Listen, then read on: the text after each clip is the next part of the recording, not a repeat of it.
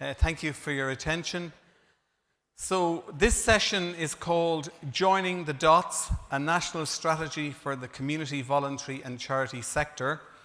The speakers will be Ivan Cooper, who's Director of Publicity for The Wheel, Seamus Boland, Chairperson of Pobble, Clodagh MacDonald, Principal Officer at the Department of Housing, Planning and Community and Local Government, and Anna Vesser, Advocacy and Policy Consultant.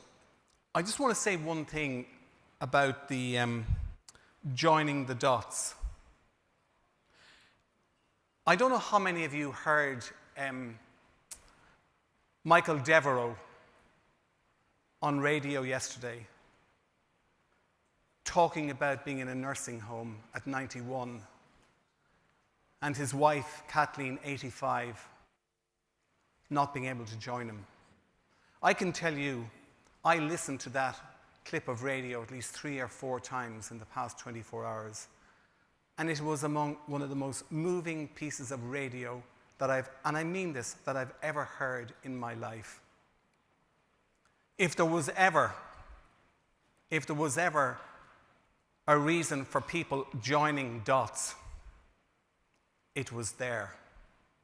Now, I know people in this room are not responsible for that, but just think about it. Talk about joining dots. That piece of radio interview, that man at 91, talking about crying in the middle of the night.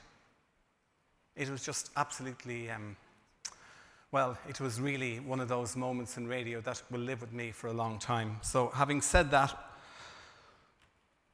in each of the other 2 sections, we had a poll question, and we have a poll question again here. So if they could put the poll question up, so you will use your phone to answer them.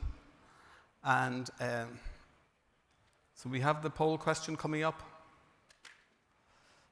Don't worry, that's it. So make sure your opinion counts. Go to www.pollevent.com and The Wheel. Take part. So there it's vote and vote yes and no. Select the vote tab.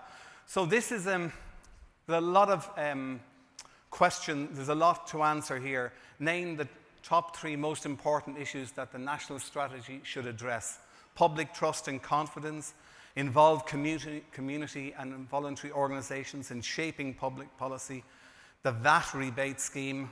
Policy support for fundraising from the public, recognition for the role the sector plays in community life, supports for trustees and board members in their governance role, streamlined reporting and monitoring, commissioning practice that values the contribution the sector makes, funding that is multi-annual, and recognition for the advocacy role that CVC organisations play.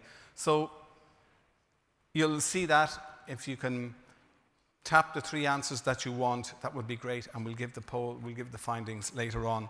So without further ado, I'm going to call on Ivan Cooper, who's the Director of Public Policy for The Wheel, to make his contribution. Thank you. Okay. Thanks, Charlie. So, folks,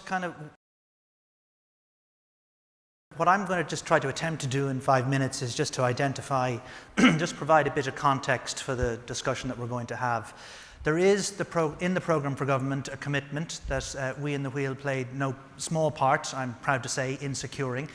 And it's a commitment that the state will develop a strategy to support the community and voluntary sector, okay, amongst other things. So there's some work underway already, and there's a working group assembling and is advanced in relation to doing some thinking around what such a strategy should contain. But of course, that poses the question, well, what should a strategy contain, okay?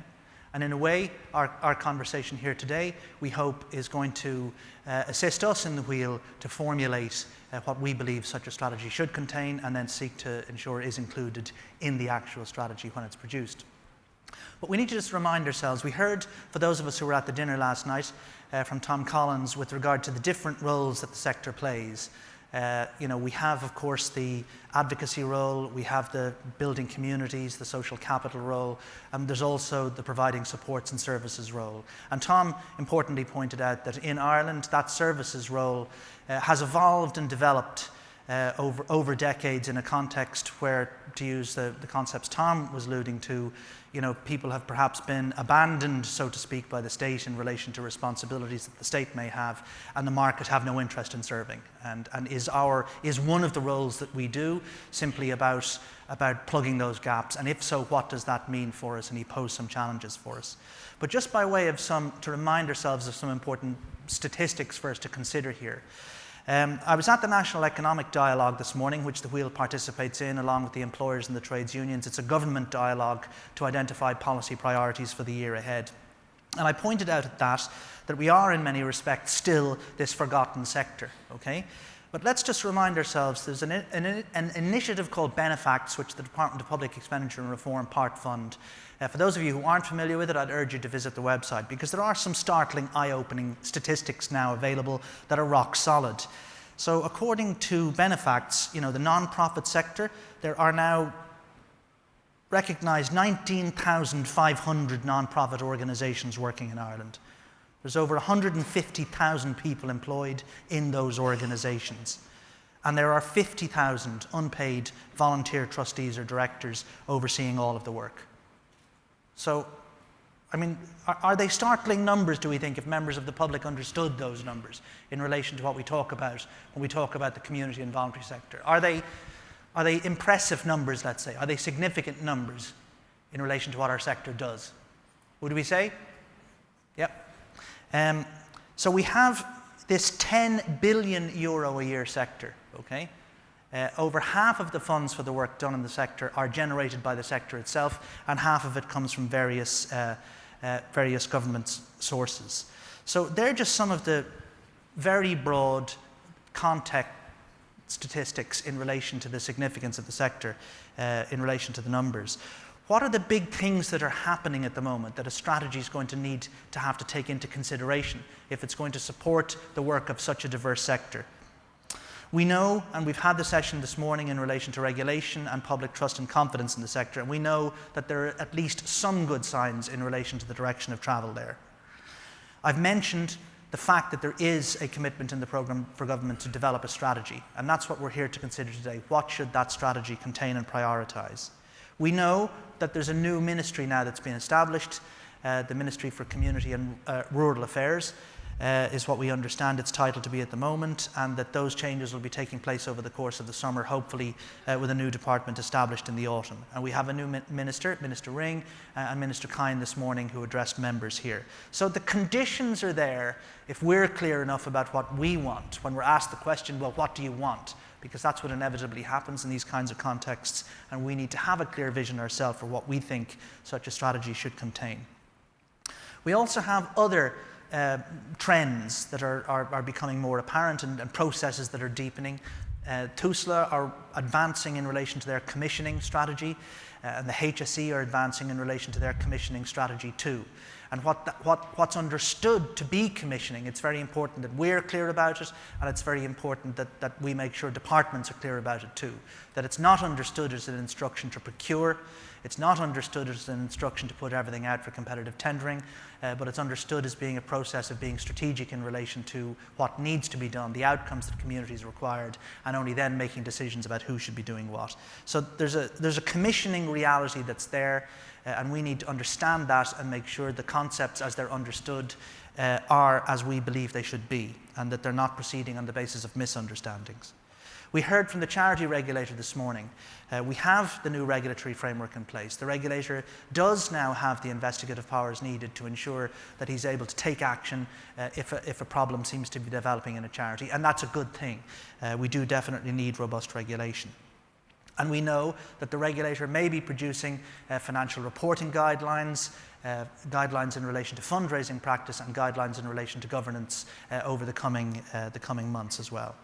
We also have the General Data Protection Regulation, which is coming in, and for those of us that fundraise or manage information about individuals or communities or maintain contact lists of any sort, we need to be very clear about what the implications of that are going to mean, and it's another thing that the strategy may wish to take into consideration. And we also, of course, have the regulation of lobbying, which is bringing me to my kind of second final point in relation to this. There's a lot of reporting and monitoring and compliance requirements that are now coming down on organizations in the sector, okay? Arguably in relation to maintaining public trust and accountability and confidence, they're necessary, okay? If we put on our members of the public's hats and ask ourselves, have we donated to charities this year? Most of us, in my experience, would put our hands up, okay? Do we expect those charities to manage our resources that we've donated to them responsibly and effectively? Yes, of course we do, okay? But then if I ask us all to put our hat on of being a volunteer or a board member or a staff member with a community and voluntary organisation or a charity, are we beginning to feel the demands made by the reporting in relation back to our funders, reporting in relation to regulators, etc.?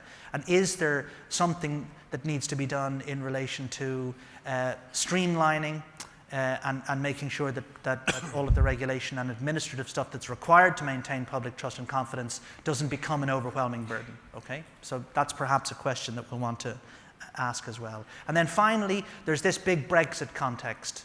It's going to affect potentially people who we work with and support in our work. It may affect some of the funding streams that some of our organisations may have benefited from in the past, and it's certainly a context that we'll want to keep a watching brief on. But perhaps they're just my introductory remarks, Charlie, in relation to some of the things that would be pertinent for us to consider in relation to answering this question when we break into working groups, you know, and we have a conversation at the tables in relation to what we think the priorities should be in a strategy to support the community and voluntary sector.